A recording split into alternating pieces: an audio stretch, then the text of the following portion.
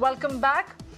And right now, joining me is advocate and former parliamentarian Mr. Majeed Memon, who is here to talk about his autobiography titled My Memoirs. Well, good evening, sir. Thank you so much for taking our time and joining us over here at Mirror Now.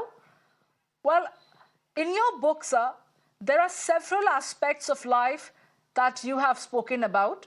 And through that book, we have seen you as an advocate and a parliamentarian. You have spoken about the Constitution and highlighted how Dalits and minorities have been targeted. Do you feel there is a need to bring justice to them? Well, let me tell you that speaking about atrocities or deprivation of minorities in the country is more a political issue rather than legal issue.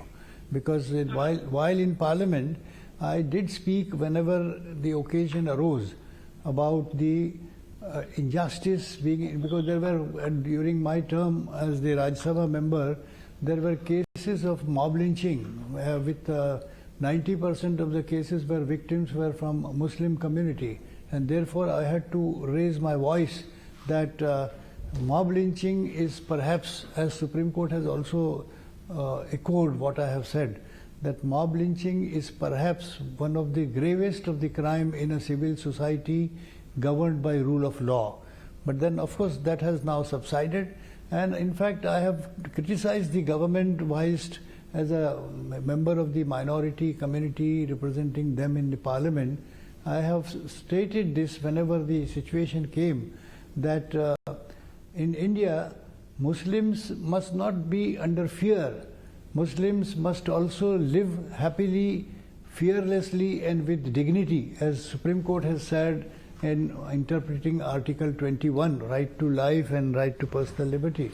I have also pointed out that in the total population of about 140 crore odd people, every seventh Indian is a Muslim, according to the statistics. Now, if the Prime Minister or BJP, while criticizing them with political intentions, I have said that while you claim and make loud slogans, Sabka Saath, Sabka Vikas, then where does the seventh man go? Every seventh man is a Muslim. Why is it that he is not there in the Parliament, he is not in the assemblies? You selectively choose and carefully exclude a Muslim from being a legislator in the country. These were the questions that were raised in Parliament with political overtones. Absolutely, sir. Very pertinent for you to mention that, Mr. Memon.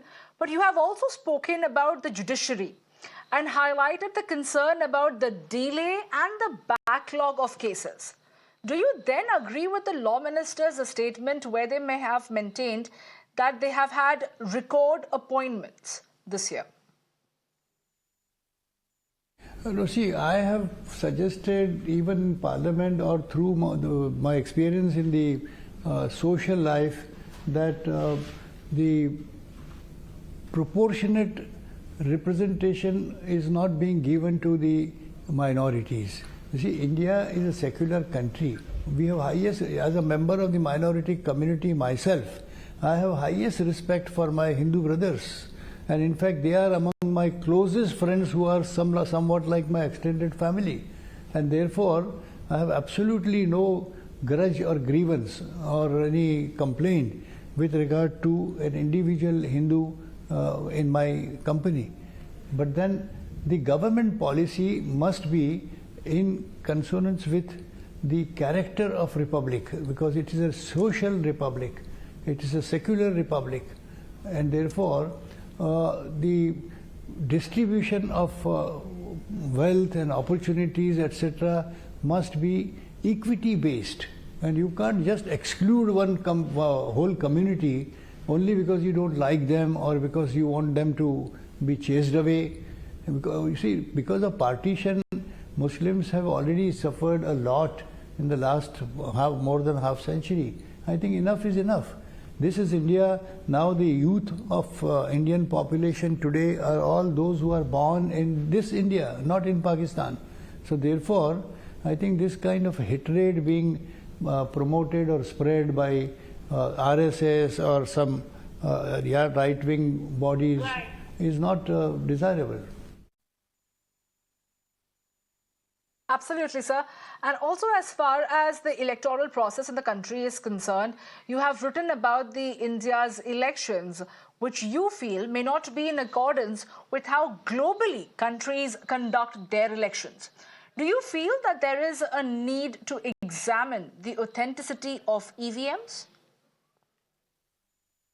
On this controversy about the EVM machines, in fact, I would go back to the time when the entire opposition of this country, with I think more than 20 political parties, barring BJP, who was at the helm of power, we had made a representation collectively before the 3 election commissions, where when I got a chance to speak, I said, which I am repeating, that the constitutional mandate to the election commission is to ensure that the elections are held, which is the spirit of democracy, elections are held in fair and free atmosphere. And it has to be unbiased, it has to be to the satisfaction of people. Now, free and fair poll, qua whom? Not qua election commission or not qua the government, but qua the people of this country who are the rulers, because constitution in its preamble itself says, we the people of India. That's the first word. And those who rule are no other than we the people. Therefore, they should be convinced, they should be satisfied with regard to the fairness of holding of election. So the election commission must see that if all the opposition parties are asking you to do away with the EVM system and go back to ballot era, why are you not conceding to it? Only because government does not want it? I think this is unfair. This is betrayal to your constitutional duty. But sir, are you then trying to say that if the EVMs were not used in the last few general elections, then the results could have been different? Well, it's very difficult to predict such a situation, but if the people are not confident with regard to the fairness of mandate, whether it is a true mandate or it is an artificial mandate with the help of EVM, then I think the democracy fails.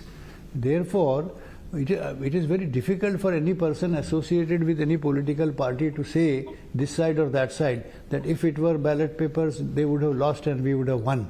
I think that may be too much of a claim. But at least people must be satisfied that yes, the results that are announced by the Election Commission are the true mandate of the people of this country. Well, Mr. Menon, you'd have put across this book, which is an insightful book where you have mentioned cases pertaining to several high-profile celebrities like Gulshan Kumar's case. You have also spoken about the Bombay blast cases. Was there ever a situation where you were under pressure from the power corridors to influence the case? No, not at all. You see, I have done my duty in a just and fair manner without any ill will or any prejudice or anything towards anybody. We were guided by the facts of the case. Each case, howsoever sensational or important it may be, you referred to Gulshan Kumar case. In Gulshan Kumar case also, I must confess that there was nobody who pressured us either from this side or that side. We were guided entirely by the facts and law relevant to the facts, and therefore we got the results. It was a Gulshan Kumar murder trial or it was Nadeem Saifi's extradition in UK. But then we have strictly followed the letter of law and the facts, and the results came. So I don't think I have any regrets or any extraordinary thing to narrate. Everything is mentioned in my book also, which I am sure once you read you will enjoy, and you will also receive all the information that you may be anxious to get. Absolutely, Mr. Memon. Thank you so much for taking your time and speaking to us over here at Mirror Now.